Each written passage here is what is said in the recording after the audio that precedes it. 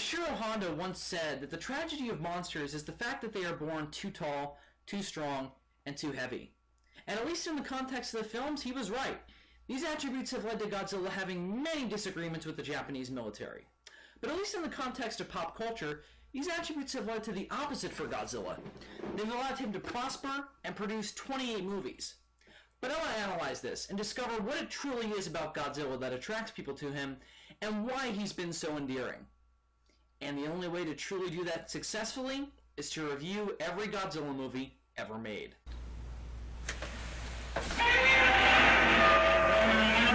Some people might be angry, but regardless, welcome to Zazubar's Godzilla Palooza.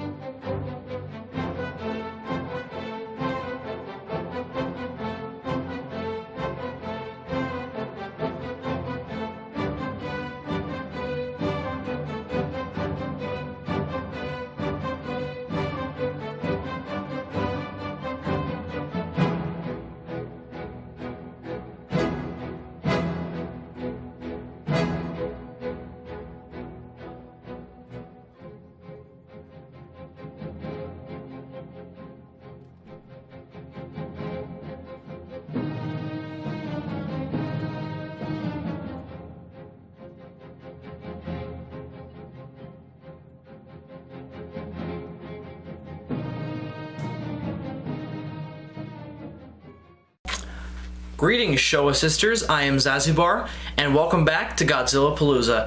It's day 16, and today we're going to be taking a look at the final entry in the Showa series of Godzilla. Today, we end the Showa series with an absolute fantastic film, 1975's Terror of Mechagodzilla. It has been 21 years since the original Gojira was released, and now we're finally concluding the first Godzilla series 21 years later with Terror of Mechagodzilla, Ishiro Honda's last Godzilla film, and truly a landmark and kind of a sad moment, but a great moment for the Godzilla franchise. However, before we get into that, I just have a couple of things I need to address with the Godzilla Palooza series. I have to apologize now if this video is late, because I'm on vacation with my family right now, and there might be some days where I'm not going to have internet access. So not only does that mean that I can't comment or reply to comments on anything that you guys post on these videos or any personal messages you send me, but it also means that there might be some days, this is not definite, but there might be some days where I won't be able to post episodes of Godzilla Palooza. I'm really hoping, that this doesn't happen. I'm doing everything in my power to get internet access for this video to be posted on time, but if it is late, I apologize. It was out of my hands. I tried my best to get it up on time, but if it's late, you're watching it now, so you can't complain too much. If by any chance this video is late, or if any of the episodes this week are late, then just to avoid making Godzilla Palooza last longer than I intended it to, I'm going to post all the late videos on the same day that I get internet access back, so that way you're all caught up to date, and we'll post the current episode as well as the ones that I missed. So that way we'll be all caught up, and we can continue on with the series as generally usual, and try not to delay it too much, or if at all possible. I'd really like to get this done by September 4th, only because I really try to. The schedule of this series is I need to get it done in that time frame, only because of other commitments I have. So hopefully we won't have to delay the series, but so I'm sorry again if this video is late, but again, it was out of my hands. So the last thing I want to apologize for is that I'm going to be speaking in a little bit of a lower voice today, and I apologize for any background noise for the same reason. Again, I'm on vacation with my family, and they're in the other room, and there might be some noises coming from there, so I apologize for that. Again, it's out of my hands, so I apologize for any background noise and my low speaking, but again, it's out of my hands. So hopefully you guys will still enjoy Godzilla Palooza Day 16 and the days that I'm going to be recording on vacation, which should go through King Ghidorah. I think that'll be the end of it. So then we'll go back to usual. But for now, we're going to be going with kind of a kitschy setup of being on vacation with my family and recording. So I apologize for that, but again, it was out of my hands. A lot of things are out of my hands these episodes, but whatever. The other thing that was out of my hands was Terror of Mechagodzilla, back to the movie, being the last film directed by veteran Godzilla director Ishiro Honda. Ishiro Honda is the man who directed the first film and directed many of a good bulk of the Showa series, and this is indeed his final Godzilla film. It's sad, but it's also kind of a redemption for him. In 1969, we had the awful and infamously awful Godzilla's Revenge, which was his last Godzilla film before this. Now, again, that movie was not Honda's fault. It was the studio's fault. They forced him into it, and he had no power over the script or the premise. He just had to shoot the thing. So I'm not saying that that was Honda's fault. I'm just saying that this film definitely redeems his Godzilla street cred, and that this film is absolutely fantastic. And the darkness of it and just the way it's shot and everything about it totally redeems Honda from the mess of '69. And this film in general is a great swan song for him in terms of Godzilla. This is technically the last movie he directs, period. Not just in Godzilla, but in general. But he's not of course retiring from the film industry. He's going to be helping out our good old Akira Kurosawa with some films in the 80s and 90s. However, this is his last I'm the director film. So it's sad, but again, bittersweet for that as well. Thank God this movie is so good, because it is definitely a great swan song for him, especially with this being Godzilla. I mean, that was his that was also Godzilla was the thing he started on, so it's only appropriate that that's the thing he ends on. And he ends on a masterpiece of a film and a relatively close masterpiece to a film, with Terror of Mechagodzilla and the original Gojira respectively. So this is indeed Honda's last Godzilla film. Again, that's sad, but again, it's kind of sweet that it's such a great movie, with him, this being the last film. Terror of Mechagodzilla is, in fact, in my opinion, one of the most distinct and very unique Godzilla films ever made, in my opinion again. This film just has such a distinct style, atmosphere, cinematography, and storytelling that there's not many, if any, Godzilla films out there like it. It's just so unique. And I think the big reason for why it is so unique and why it is so great, especially when it was made, is the fact that it manages to do both the dark Godzilla and the campy superhero Godzilla in the same film. I don't know how the production team managed this, but they did it, and it just comes out to be one of the most unique film experiences I've ever had. In that, imagine, it's kind of like this. Imagine Adam West playing a dark Batman. That's kind of how this film is, but it's a lot better than that sounds. And I didn't mean that in a bad way. I just meant that in it's kind of surreal that way, but it works 100%. And not only does it work, but it makes the film very unique. And whenever I think about Terror of Mechagodzilla, I get a very unique set of images come to my mind, and it definitely promotes this film up high on the list of great Godzilla films for it being so unique and memorable. So I gotta give props to the film for that. One of the most distinct things about the film, and this is going to be before we get into the details of it, the one thing that two things actually, the two biggest things that stuck out to me is the cinematography and the music by Akira Ifukube. This is not Ifukube's last Godzilla film. He's going to be doing quite a few in the Heisei series, but this is definitely one of his most unique scores, in that very little of it, if any of it, is previous Godzilla music re-recorded, which he happens to do a lot. Not that it's a problem, it's just that he does that a lot as a composer. But this score, for the most part, is entirely original and entirely unique. The main theme, which you'll be hearing in the end credits of this video, is absolutely incredible. It gives this movie a very distinct atmosphere and is one of the things that defines it in my mind. And again, the other thing is the cinematography, the way Honda shoots it, both in the monster scenes and in the, in the human scenes. It's just got this very unusual color palette, and it's a lot more muted colors, and it's kind of like it's actually the complete opposite of Godzilla versus Mechagodzilla, and it's funny because this is, I think, the first Godzilla film. Well, it's one of the few Godzilla films that's a direct sequel to its predecessor. Most of the Godzilla films are very standalone, kind of like the James Bond series.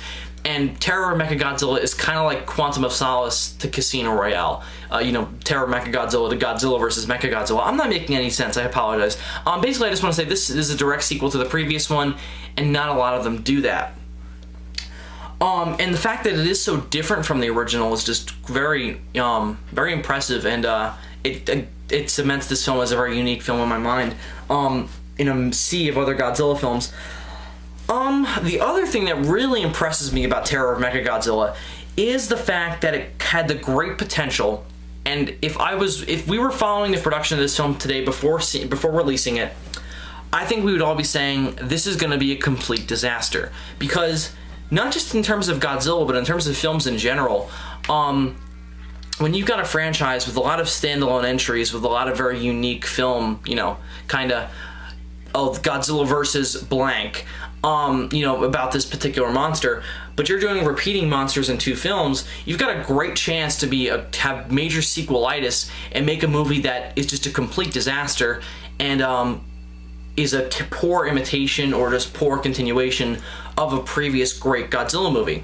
Godzilla vs. Mechagodzilla, that's one of my favorite Godzilla films, and if I were following the production of this film, I would probably go, oh god, this is going to be terrible, it's going to be just a ripoff of the original, nothing original is going to be in it, it's just going to be crap.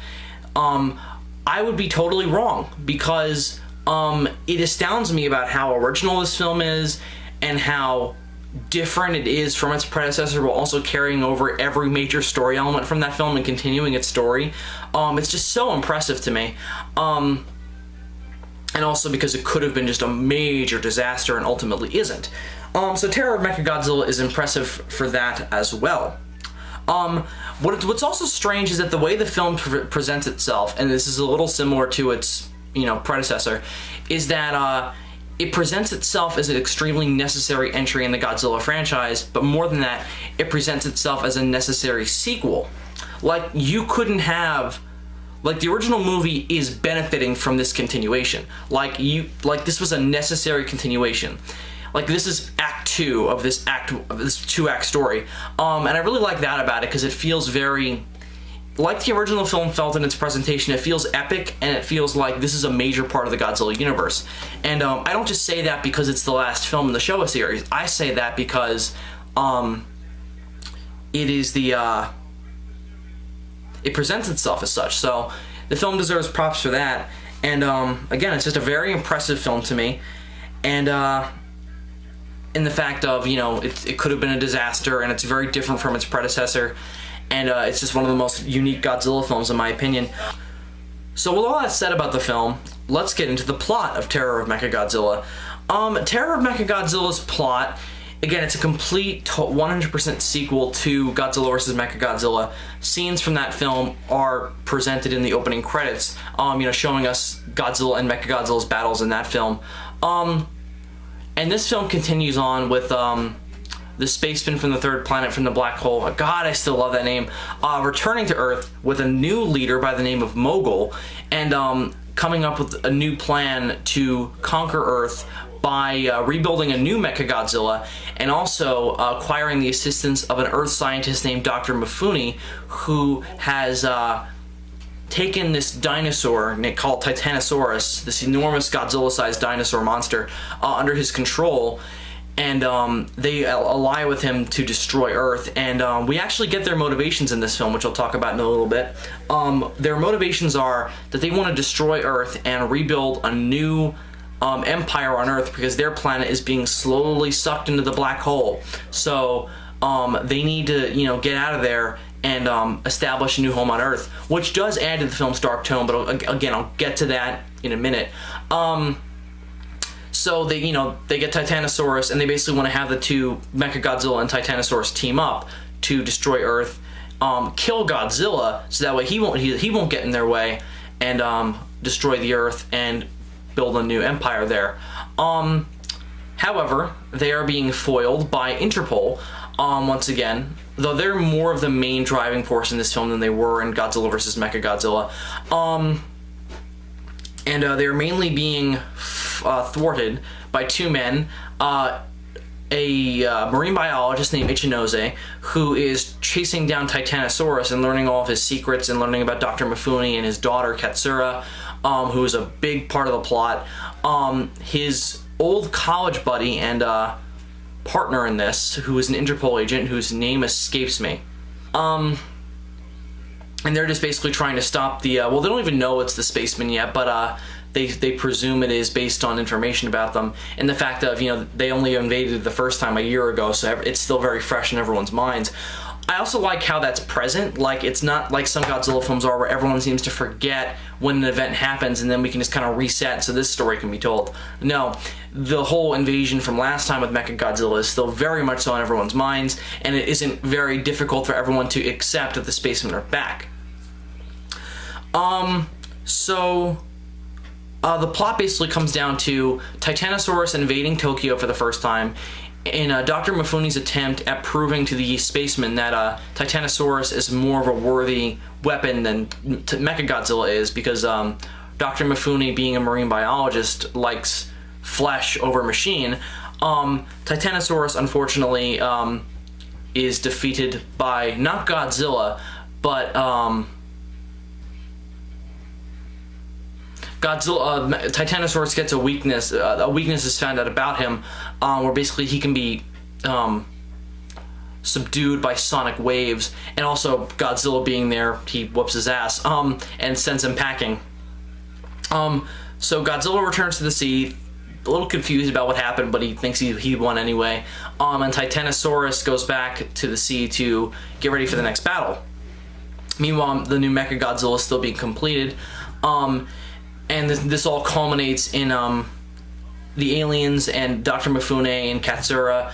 Katsura is, by the way, I should mention this. Katsura, Dr. Mifune's daughter, during one of their earliest experiments on Titanosaurus, she was killed in a lab accident and was brought back to life by the spacemen who used cybernetic parts to turn her into a cyborg similar to Mechagodzilla. So that way they could bring her back to life and kind of get Dr. Mifune in their grasp.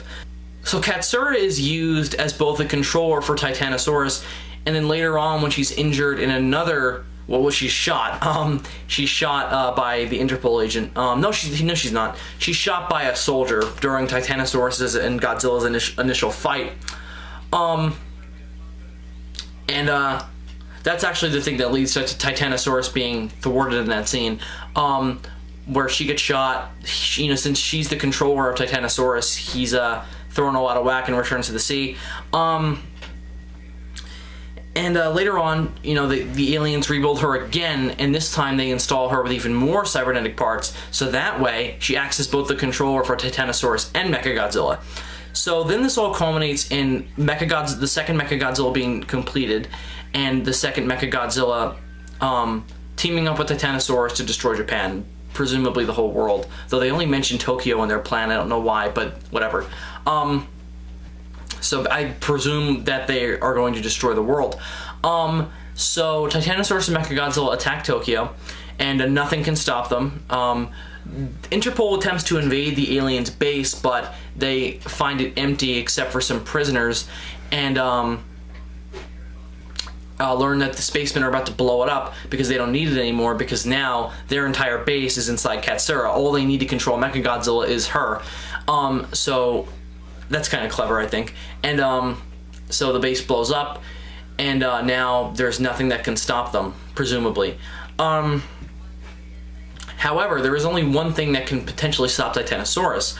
Again, they've created this, after learning that he's vulnerable to sonic waves, they create this device called the sonic wave oscillator that'll be hooked up to the bottom of a helicopter and blast sonic waves into Titanosaurus, so that way he can't fight and be controlled by Katsura. But then, of course, there's still Mechagodzilla to deal with. Godzilla shows up to stop both monsters, but promptly gets his ass handed to him.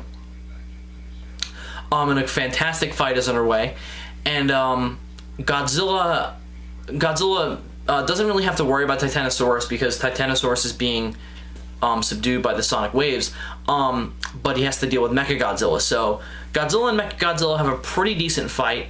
However, Godzilla attempts to do the same thing he did in the original Godzilla vs. Mechagodzilla by ripping off Mechagodzilla's head, and this doesn't work actually because learning from their past mistake, the spacemen installed a second head underneath the first head that's smaller and doesn't look like Godzilla, but it still has a laser beam on it. So Godzilla still has to fight him, and now there's this nothing Godzilla can do. So now it comes down to the people. Ichinose has been taken captive by the spaceman and Dr. Mifune, and Interpol comes in to get him, and they shoot Katsura, and she is injured, and now realizing the gravity of her mistakes after her father dies, he is also shot by the Interpol agent, and in her dying words, she reveals to Ichinose that she loves him and he loves her, and but says, I can't live on like this, you have to kill me so that way you guys can defeat Mechagodzilla. Ichinose says no, that there has to be some other way, but she says no. He cradles her, but then she picks up a gun and shoots herself so that way Mechagodzilla can be defeated. So she dies, Mechagodzilla is completely deactivated, and Godzilla throws it around and just destroys the outer body so that way it can never be rebuilt. Titanosaurus is subdued and can't be controlled anymore, and in a slightly overly brutal way, Godzilla beats the shit out of Titanosaurus, and then I don't think he dies, but what we're shown doesn't quite support that idea, in that Godzilla blasts him with his atomic breath and Titanosaurus just kind of falls limp into the sea. So I was a little bit raising my eyebrow at that scene because I was like, did Godzilla just kill him when he's not evil? But whatever. Really is not a big deal, but whatever. So the aliens are defeated by Godzilla, who blows up their spaceship. So that way they can't return again, so we don't have terror, or we don't have like another terror of Mechagodzilla. Godzilla returns to the sea with some very dramatic music, or no, not dramatic, some very sad and kind of romantic music, while Ichinose cradles his dead love Katsura, and all the human characters left to lament the events of the film. Godzilla returns to the sea, and then we end the Showa series. So this plot is actually very different from the original Godzilla vs. Mechagodzilla, and that's another thing that really impresses me about it. A couple of things are very different. The first thing I want to bring up is the pacing of the film. The original Godzilla vs. Mechagodzilla, while not fast-paced, certainly is very much so like a James Bond spy thriller of the time, where it's very plot-driven and rather quickly paced. Like, it's very much so reliant on the action and the dramatic scenes to drive the plot. It's a very plot-driven story. Terror of Mechagodzilla isn't really like that. I wouldn't call it a character-driven story, quote-unquote, but I would call it more slowly paced. And that's not a problem, because I feel like the slower pace with Terror of Mechagodzilla allows to build up more atmosphere and works better for the film's dark tone. Like, I feel like a fast-paced dark movie doesn't really work because you're not giving your audience time to lament the gravity of the darkness. With Terror of Mechagodzilla, the slow pace allows you to build up atmosphere, and also, again, it allows you to lament the darkness.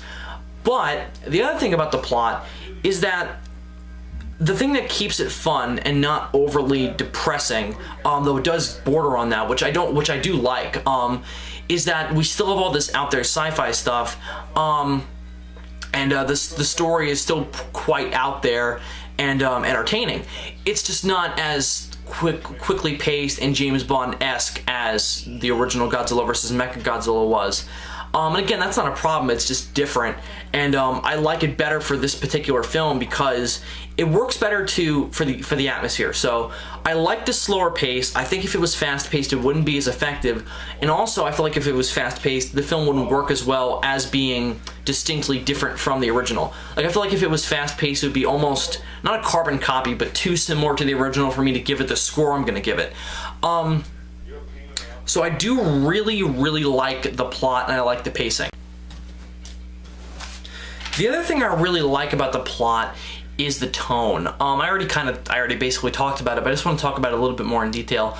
I really like the darkness of this film, in that this actually was not planned to be the last entry in the Showa Godzilla series, or at the time wasn't planned to be the last entry in the overall Godzilla series. Actually, Henry G. Saperstein, who was releasing these films overseas and was in fact financing them quite a little bit, in Japan, wanted quite like a lot more Godzilla to be produced until like 1980, but Toho just could not do it. And Ishiro Honda didn't want to do it. There was just a whole bunch of factors involved where they just didn't want to do any more Godzilla films. One of the most infamous things they wanted to do after this was Godzilla versus the Devil, but we're not going to talk about that. I just wanted to lament that I like the dark tone because this is the last Godzilla Showa film, so I like that we're kind of taking it back in a similar way to the original. It's not nearly as dark as Gojira is. I mean, it's definitely dark, but it's not... We don't see a mother telling her children that they're going to die, but we do see things like, a guy with a jagged scar in his throat. Overall, the tone and the cinematography and the music is quite, gives off this dark impression. And overall, just there's a lot of blood in the film, and just overall, the whole thing is just quite a dark package. And the story is quite dark with death and dealing with the mistakes of a mad scientist, and just overall it's quite a tragic film. And it's not as depressingly apocalyptically dark as the original Gojira is. There still is an element of fun in it, but it's not quite the same element of fun that we have in the original Godzilla vs. Mechagodzilla, or even in like the original Mothra vs. Godzilla. Like, I still feel like there's a little bit more darkness than that.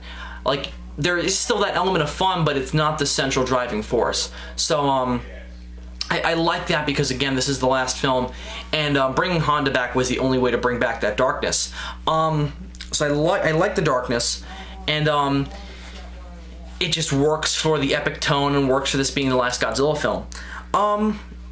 One problem I do have with the plot, this is probably my only problem with it, because there aren't any plot holes in this film that I could find, unlike the original Godzilla vs. Mechagodzilla.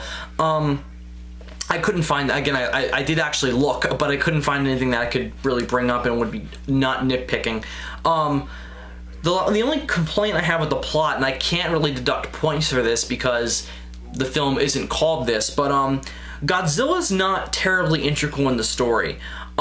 He's only in 2 scenes, and both scenes he's just there to defeat the evil monster. In the first scene he shows up, he's there to defeat Titanosaurus, and in the second scene he's there to defeat the Titanosaurus and Mechagodzilla. Again, this is carrying on with the superhero tradition, and even though I love this movie, it is a problem for me because I'm watching this for Godzilla and he's not in it that much and isn't really terribly integral. He is a little bit of a big gun, though it's not as bad as it is in some movies like Godzilla vs. Megalon, because he is so badass, and everything else about the movie works so well that you don't terribly notice it because there's enough interesting and dark, and there's enough there to keep you entertained when he's not terribly integral. So it is a problem, but it's not a big enough problem for me to take off points and criticize the film. But it is, it is noticeable. The thing that makes it not really a problem, and a reason why I can't criticize it too much, is the fact that this isn't called Godzilla. Like, it's not Godzilla vs. Mechagodzilla 2 or anything. The original Japanese title for Terror of Mechagodzilla was Mechagodzilla's Counterattack. And the English mistranslated title was The Terror of Godzilla, but basically both real titles, because obviously later on it was fixed to Terror of Mechagodzilla. Neither of them say Godzilla in the title. It's Mechagodzilla's movie, so it's not terribly much so a problem that he's not terribly integral to the plot, because it's not specifically his movie.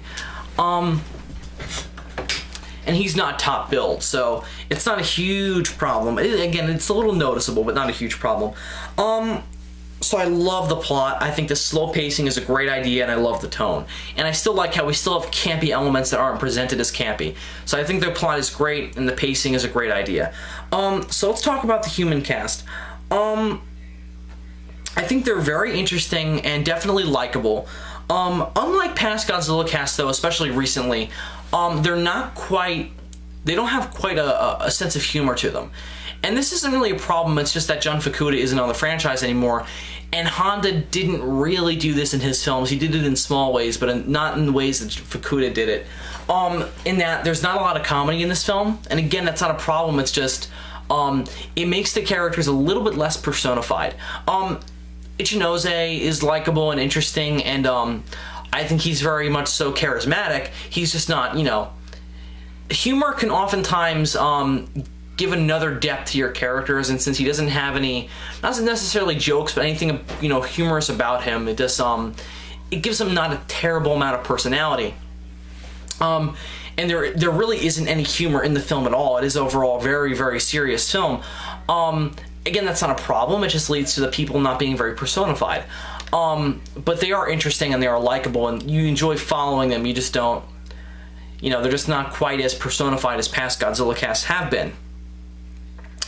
My favorite character in the film, I do like Ichinose, and he was in the Godzilla film before this. He was Goro in Godzilla vs. Megalon. Whatever. He's way better in this movie. I love his delivery in this, and he comes off as a very innocent kind of scientist, which I like. But my favorite character is not Ichinose. It's actually a returning Godzilla actor. I made a flub in my last review where I said that Godzilla vs. Mechagodzilla was Akihiko Hirata's last Godzilla film. It's not, in fact. This is his last Godzilla film. Akihiko Hirata plays Dr. Mifune in this, and I didn't notice, or really, I keep forgetting this because I've been corrected on this in the past, but I always forget it because he's wearing a lot of makeup in this film. He plays Dr. Mifune, and he looks, of course, he has to look older than he actually is. I mean, he didn't look young in Godzilla vs. Mechagodzilla, but he looked, but he didn't look this old. I mean, here he's practically elderly. So, under all that makeup and the fact that he's playing a very different character than he has in the past, I just never noticed it. And I always have to look at the credits, or someone has to correct me when I say, oh, Akihiko Hirata's not in this movie. So he is in fact in this film, and he does play Dr. Mifune. The only place where it's very apparent is in the flashback scenes where you see Dr. Mifune as a younger guy, and he doesn't have that huge, gray mustache in the way, or that crazy gray mad scientist hair. So in the scene where he doesn't have that, that's the only place you can tell, oh yeah, that is Dr. Serizawa. This is in fact Akihiko Hirata's last Godzilla film, and oh my god, he steals the show as Dr. Mifune. My not being able to recognize him is not actually a problem, in my opinion, only because he melts into this role and truly makes it something different. Dr. Mifune manages to be incredibly manic and a classic mad scientist, while also having an element of tragedy and sympathy to him. Dr. Mifune has a couple elements of tragedy to him that make him a lot more than a stereotypical mad scientist. First of all, he is obsessed with his work, kind of like Dr. Frankenstein, but what makes him, in my opinion, even more sympathetic than Dr. Frankenstein is that the fact that his family members are paying the price for his work, and he's paying the price for his work in two ways. The way he's paying the price for his work is that he's fired from his job.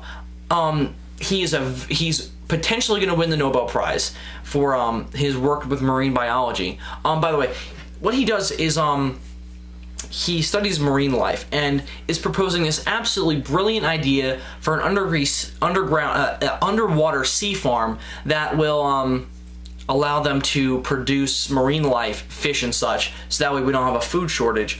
By the way, I just want to bring out this quick. I don't know if this was intentional, but this might be a nod to Destroy All Monsters, because in Destroy All Monsters, one of the big points of the intro of the film is that underneath Monster Island, there is this big, huge underwater sea farm of where they grow and don't control sea life, but they, it's kind of like a regular farm where they produce livestock of sea life.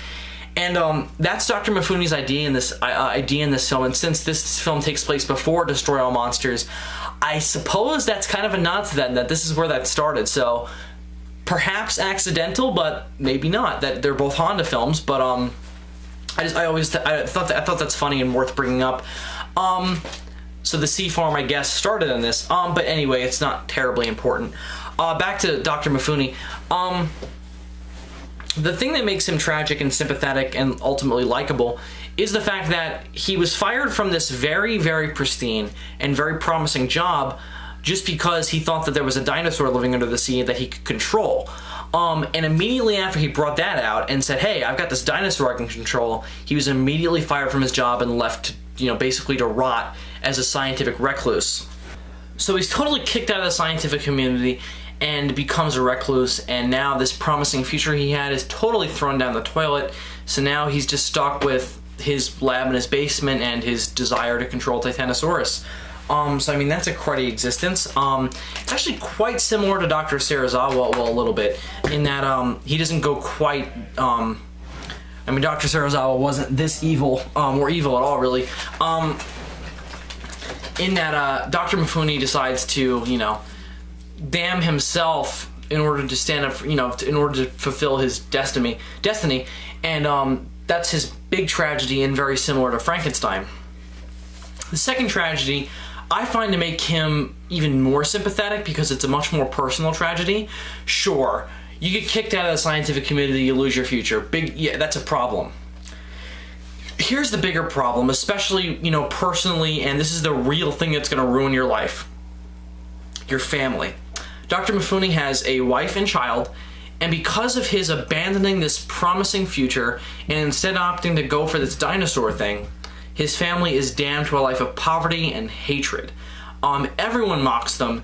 His wife is the town joke, and his child, Katsura, is very much so made fun of. And his wife, I love his line where he says, "She's suffocated under condemnation and poverty." I love that line. And I love that because it makes the film so much darker in that you damned your family to a life of death and poverty and hatred just because you wanted to pursue your beliefs. I love that. It makes him a very tragic individual, and it makes his family very sympathetic.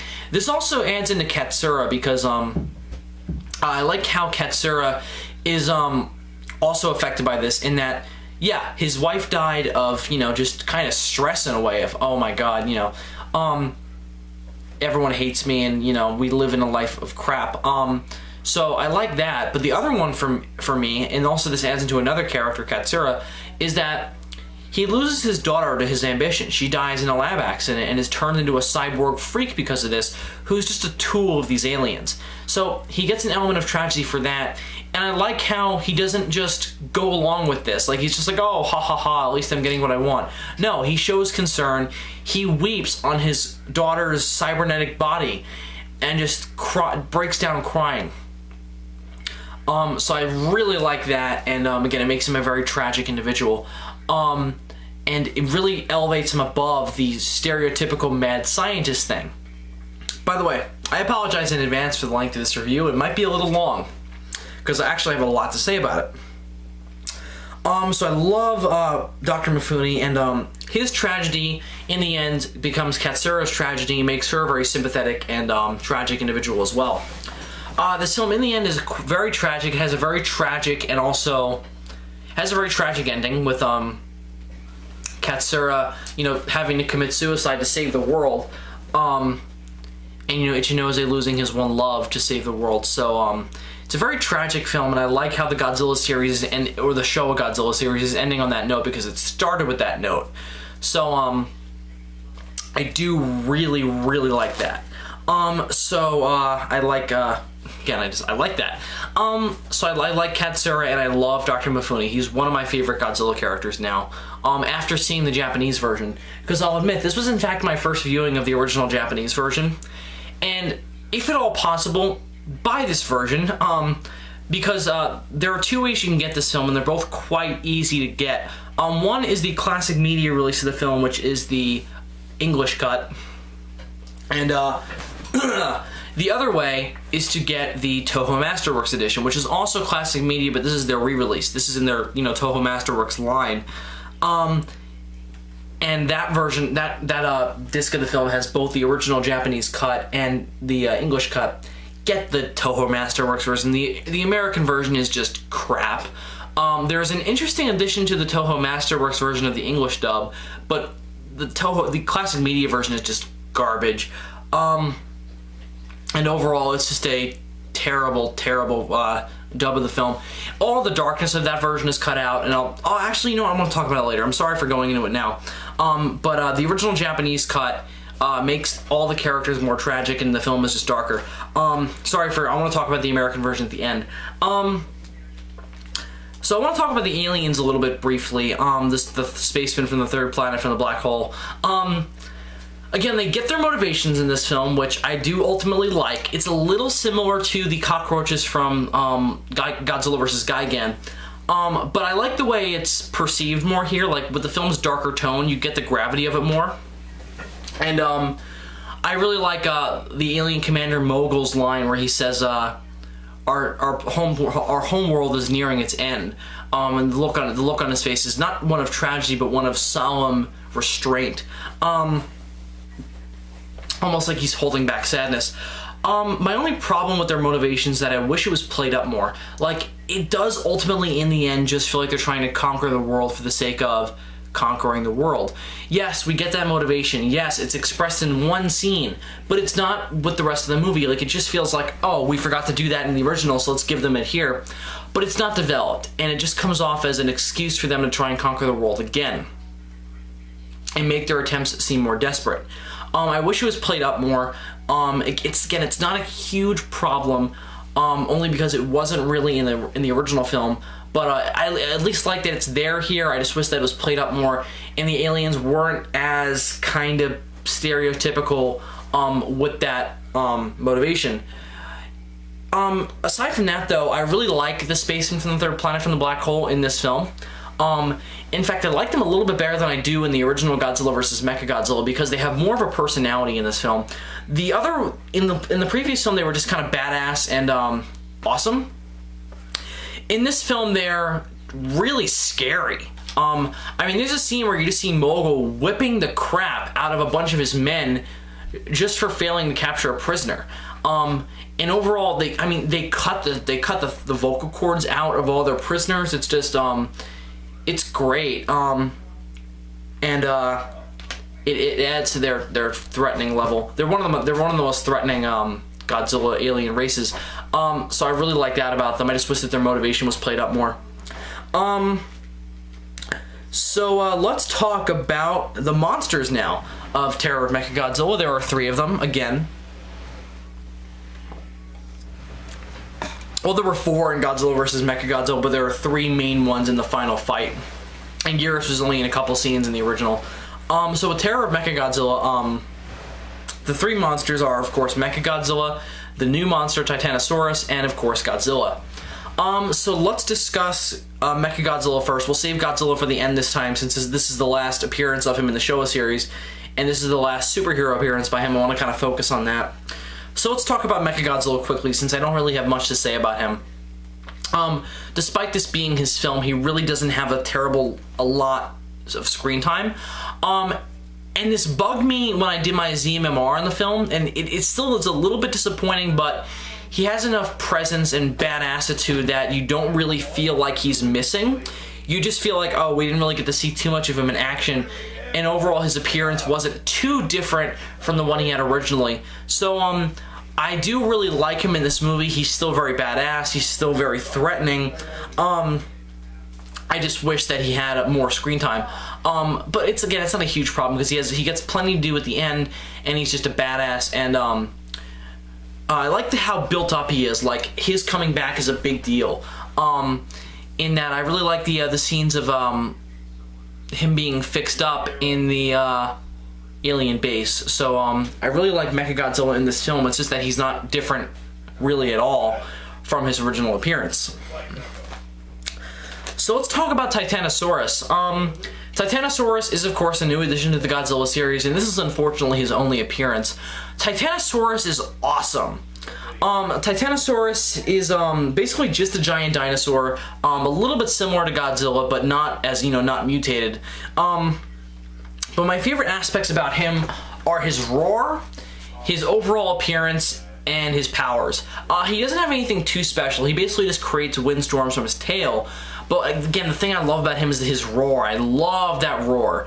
And I like how he fights a little differently from Mechagodzilla and of course Godzilla. He's a little bit more he obviously has to be a lot more close-up brawler than Godzilla is, only because he doesn't have a long-range attack except for the windstorms, but he seemingly doesn't use them very often. He only uses them like 3 or 4 times, I believe. Overall, he is much more of a close-range fighter, and that makes for some very brutal and epic fights between him and Godzilla.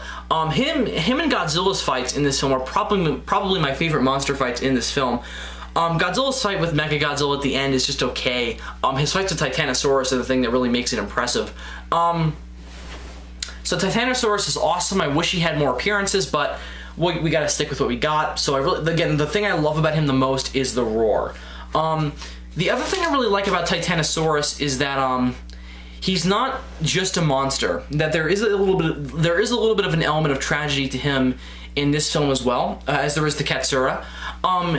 In that him and Katsura are kind of paralleled in that they're both living things who are both turned into mechanical, terrors by Dr. Mifune and the aliens, in that Katsura and him are both gentle creatures by nature. I really love the line by Dr. Mifune when he says, "No one knows Titanosaurus like Katsura does." And that can be kind of taken as a double meaning. Obviously she controls him. But I took it as that, as well as no one knows Titanosaurus like Katsura does, because she and him are basically the same thing. Because they're both living gentle and innocent creatures turned evil by, or not evil, but, well, yes, evil. Evil by technology and being controlled by someone else and being, used by the aliens. So I really like that about it, and I like Titanosaurus for that as well, in that he has that element of tragedy to him. In that Ichinose talks about how he was reading about in Dr. Mifune's notes that Titanosaurus is by nature a gentle, solitary animal, and doesn't really even attack when provoked, but he's kind of turned evil by this. So I really like that about it, and it gives him an element of tragedy that is interestingly parallel with Katsura. So I really like that about it. So I love Titanosaurus. I wish he had more appearances. So let's talk about Godzilla's last appearance in the Showa series. As I talked about earlier, he doesn't have much screen time, but the thing about this film that really impressed me every time I saw it is that despite not having a lot of screen time, he has a lot of personality and he has a lot of presence. He's talked about quite a bit while not on screen, and I really like the scene where the aliens are talking about how strong he is compared to Titanosaurus. Like, there's no way Titanosaurus can beat Godzilla. Godzilla will win, and then Mechagodzilla will be able to kill him. I really like that scene, and I like how he's built up as this very powerful, badass superhero, in that all the people herald him as a hero. I mean, he's not like Gamera, where they're just like, oh, Gamera is the friend of all children, but he's a badass hero, and they're all just like, Godzilla is kind of the thing that's going to save us. So I like that about it, and this is probably, I'm going to go this far, this is probably my favorite appearance of the superhero Godzilla, because he is so badass, and also the hero aspect of it is built up to like a real superhero, not a goofy, like almost mocking superhero like Gamera, or the way Godzilla was in like Godzilla vs. Megalon. So I like that in this film. I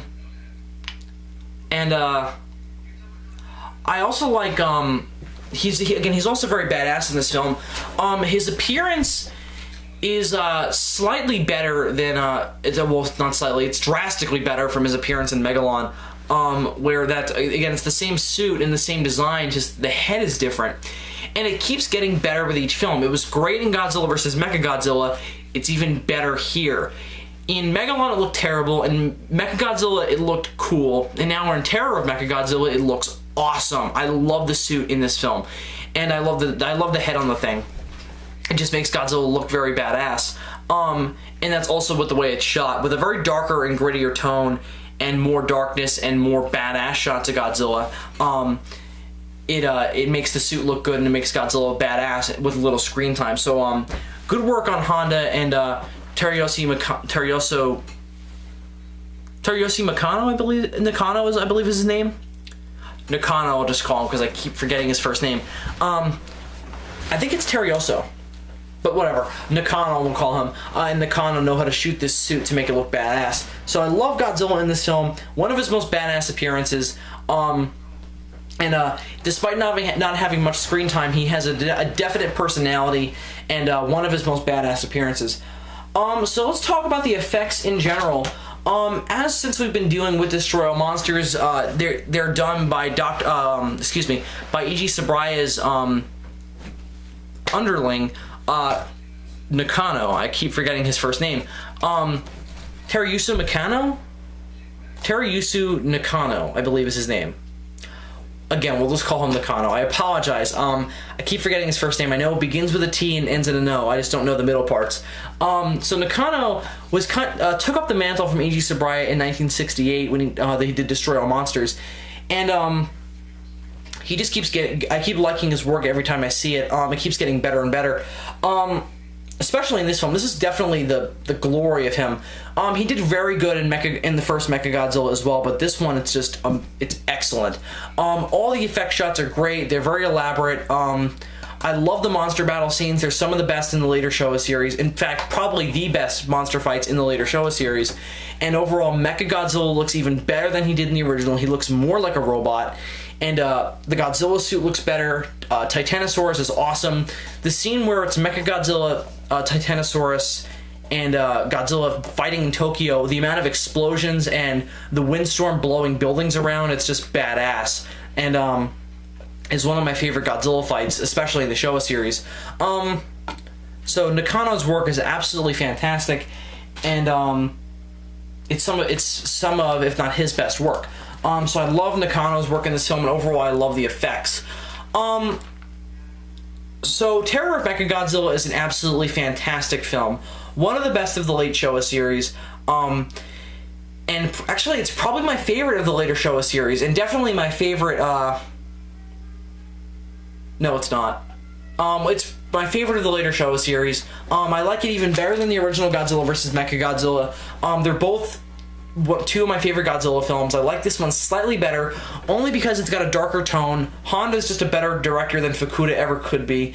And overall, it's just a fantastic movie that manages to marry being a dark, gritty Godzilla film while also being a sci-fi one that has an element of fun in it, while also managing to be dark, thought-provoking, and just overall it's a good blend of the original Godzilla and films like Godzilla vs. Mechagodzilla. So it's unique, it's diverse. I highly recommend it.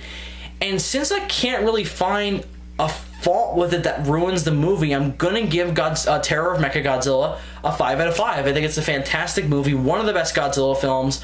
I think it's fantastic. It's just so unique and memorable and just absolutely fantastic. I highly recommend it if you haven't seen it. Try to get the Japanese version, or you definitely should get that version with the Toho Masterworks film, and it's just so much darker and more interesting than the American cut, which kind of waters it down to be a typical campy Godzilla film. It still has an element of darkness in it, it's just not as dark. Like, Katsura doesn't commit suicide, there's not as much blood, there's not as much violence, it's just overall a little bit more goofy and a little bit more watered down than the Japanese cut is. So Terror of Mechagodzilla, 5 out of 5, fantastic movie, check it out, it's epic. But before we leave Terror of Mechagodzilla, there's a couple things I want to address with the American cut. Now, I had actually only seen the American cut through two ways. One was on AMC's Monster Fest back in the early 2000s when I first saw this film, and I had recorded it on a VHS tape to watch over and over again before I got the DVD. I had seen the American cut a long time ago, and I never thought there would be too much different with the Japanese cut, but there actually is. A lot of things are cut out, a lot of scenes of blood. Katsura doesn't commit suicide, and it's just overall not as dark. But the big thing is that I almost gasped when I looked at the back of the Toho Masterworks, on the disc, on the Toho Masterworks release of the film, because the English cut is actually longer than the Japanese cut. I was like, how can it be longer if there's so much stuff cut out? And why is the Godzilla film longer in the English cut? Very surprised, I decided, alright, I've seen the English cut enough times, I don't have to watch it again for this review. Let me just watch the opening thing to see if there's anything different. Yeah, there's something different about it. The opening credits of the film don't happen until nearly 10 minutes into the movie. The opening 10 minutes is a prelude narrated by presumably Henry G. Saperstein. That's not definite, it might just be a random narrator, but I don't know, I got that impression from it.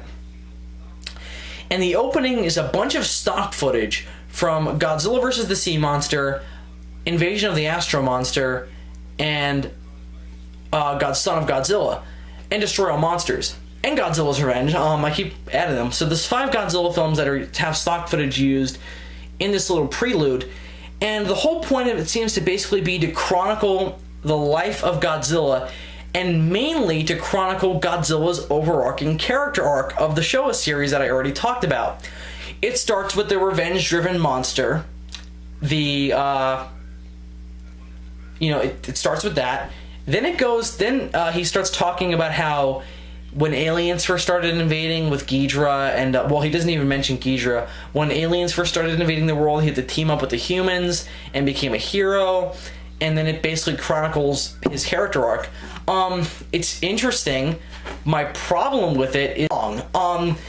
The continuity of it is just god awful. I'm not criticizing this. I just want to talk about it because I think it's amusing.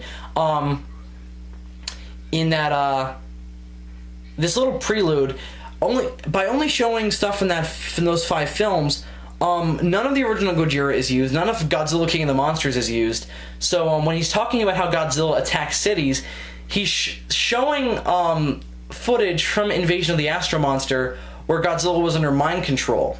And you can clearly see Rodan in some of the shots.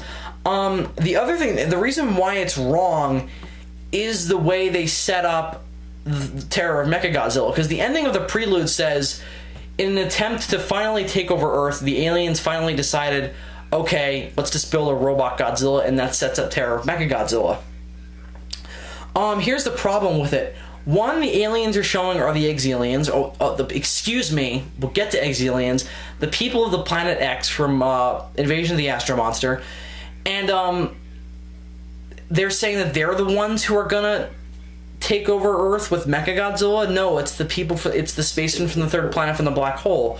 The other problem is when he starts talking about how aliens continuously sent monsters after Godzilla.